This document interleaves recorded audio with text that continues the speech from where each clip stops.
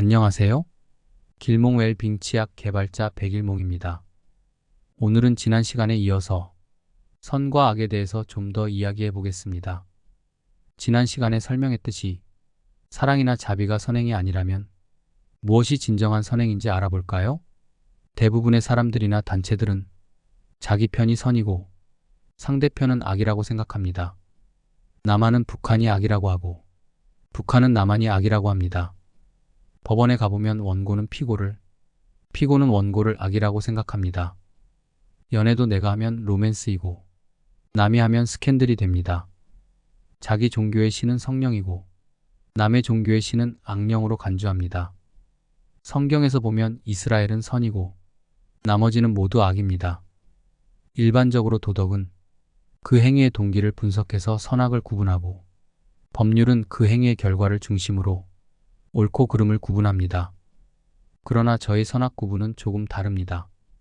자유와 평등을 깨트리는 행위를 악이라 하고 그 깨진 것을 바로잡는 것을 회개라 하며 자유와 평등이 깨지지 않도록 미리 막거나 유지하는 것을 선이라 합니다. 인간이 하는 행위는 모두 악행과 그 회개만이 존재합니다. 일반적으로 어려운 사람을 도와주는 것을 선행이라고 하지만 저희 사전에서는 그것은 회개이며 진정한 선행은 어려운 사람을 돕는 것이 아니라 어려운 사람이 안 생기게 하는 것입니다. 그런데 유감스럽게도 그것은 인간의 힘으로는 불가능하고 유일하게 전지전능한 신만이 할 수 있는 일인데 어찌된 일인지 전지전능자는 자신의 능력을 아끼며 그 좋은 선행을 아니하므로 목마른 자가 우물을 파듯이 우리 인간이 미력 하나마 스스로 노력해서 완벽은 어렵지만 그에 가깝도록 힘써볼 수밖에 없습니다. 기독교에서는 여호와가 그 좋은 선행을 미루고 있는 것도 여호와의 계획이라고 말하는데 좋은 일을 미룬다는 것은 어떠한 이유로도 설명이 되지 않습니다. 인간은 능력이 부족해서 지금 당장 할 수가 없기 때문에 계획을 세우지만 전능자가 좋은 일을 나중에 하려고 계획을 세운다는 것은 구차한 변명에 불과합니다. 선한 일을 뒤로 미룬다는 것은 능력자라고 불리는 자가 사실은 능력이 없거나 아니면 능력은 있지만 좋은 세상을 만들고 싶은 마음이 없기 때문입니다. 선과 악을 앞에서 말한 자유와 평등의 유지와 파괴의 개념으로 분류하지 않고 보편적인 개념으로 분류하더라도 관점을 가해자나 피해자의 입장이 아니라 제3자를 포함한 전체의 입장에서 보느냐에 따라서 선과 악의 개념은 달라집니다. 다시 말해서 미시적으로 보느냐 아니면 거시적으로 보느냐에 따라 달라지는 것입니다. 예를 들면 예수를 판 유다가 없었다면 십자가의 보혈을 통한 기독교의 영혼 구원은 없었으므로 유다의 행위는 미시적으로 보면 예수를 죽인 악행이지만 거시적으로 보면 인류를 구원한 선행이라고 볼 수 있습니다.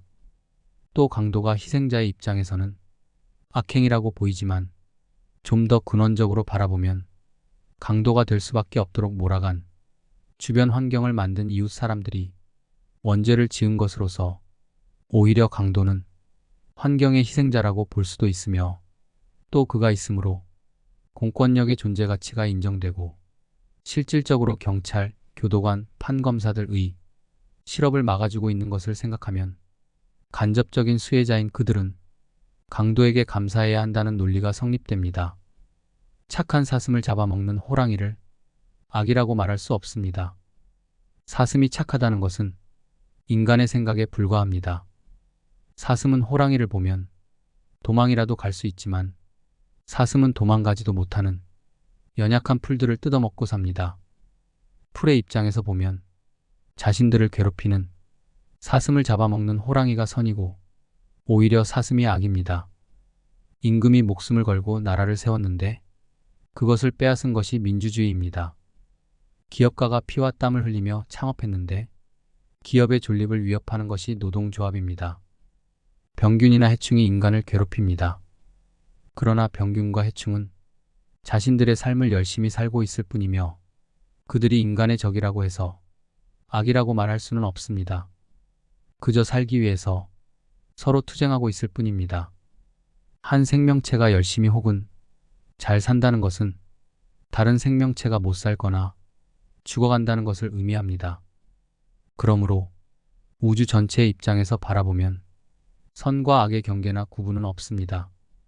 생명체가 하는 모든 행위는 그저 생존 행위며 선도 악도 아닙니다. 선과 악은 인간이 분류한 것이고 우주에는 오직 작용과 반작용이 있습니다. 그러므로 어떤 행동을 할 때에는 항상 반작용이 나타나므로 조심해서 행동해야 합니다. 선악의 개념을 모든 생명체와 물질까지 넓혀서 생각해 봅시다. 모든 생명체는 남을 잡아먹거나 남의 것을 뺏어 먹고 삽니다. 인간의 식탁에 올라오는 것은 모두 살아있던 생명체들입니다. 육식동물은 온순한 초식동물을 잡아먹고 삽니다. 그런데 초식동물들은 움직이지 못해서 도망가지도 못하는 불쌍한 식물들을 먹고 삽니다. 식물들은 뿌리를 온갖 방향으로 뻗어 흙 속의 좋은 성분은 죄다 뺏어갑니다. 온순한 초식동물이 사나운 육식동물보다 착하다고 말할 수 없고 저항하지도 못하는 식물이 온순한 초식동물보다 선하다고 말할 수 없습니다.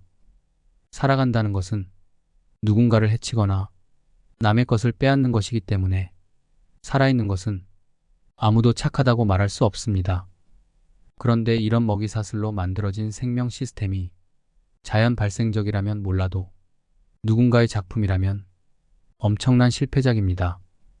모든 생명체가 흙을 먹거나 물만 마셔도 살면서 무성생식으로 번식하게 했더라면 지구는 무한 경쟁의 치열한 싸움을 하지 않고도 지상낙원처럼 살 수 있었는데 왜 조물주는 그런 생각을 하지 못했을까요? 엄밀히 말하면 살아가는 것 자체가 죄악이 되는 지구가 바로 생지옥입니다. 지구가 자연히 발생한 것이 아니고 누군가가 설계하고 건설했다면 지구를 생지옥으로 설계하고 건설한 존재는 무능하거나 아니면 악하거나 둘 중에 하나입니다. 조물주가 천지를 창조할 때 생명체가 다른 생명체를 잡아먹지 않고 살아가면서 생명체의 진화와 번식을 함부로 못하도록 통제되는 시스템을 적용하든지 아니면 그런 좋은 시스템이 없다면 아예 생명체를 만들지 말았어야 옳습니다. 인간을 편하게 살게 해주는 기술이 과학입니다. 그러면 과학은 착한 기술일까요? 그렇지 않습니다. 인간이 편해진 만큼 동식물은 물로 자연과 물질이 괴로워집니다. 과학은 자연과 물질을 부수고 변조해서 인간을 편하게 하는 기술입니다. 누군가가 무엇을 얻으면 누군가가 그것을 잃게 되고 누군가가 편해지면 누군가는 괴로워집니다. 그래서 우주는 제로섬 게임처럼 작동하는 것이며 따라서 거대한 도박장이고 싸움터입니다. 인간이 자연을 너무 괴롭히면 자연은 엘니뇨를 일으켜 인간에게 복수합니다. 인간을 편하게 만들려고 생산된 많은 화학제품과 그로부터 발생하는 폐기물이 결국은 인간을 괴롭히는 환경오염의 주범이 됩니다. 지구가 자연의 법칙에 의해서 스스로 소멸되기 이전에 지구를 멸망의 길로 가게 할 수 있는 유일한 생물이 바로 인간입니다. 모든 나라가 국력 신장과 경제 발전만 부르짖으며 앞으로 나가면 머지않아서 지구의 종말이 올 수 있습니다. 그러므로 과학이 올바른 철학에 의해서 통제돼야 하고 철학은 지구와 인류를 구원해야 할 중차대한 임무를 가지고 있습니다. 미신에 가까운 종교가 세상을 구원할 것이라고 기대할 것이 아니라 과학과 철학에 앞장서서 세상을 구원해야 합니다.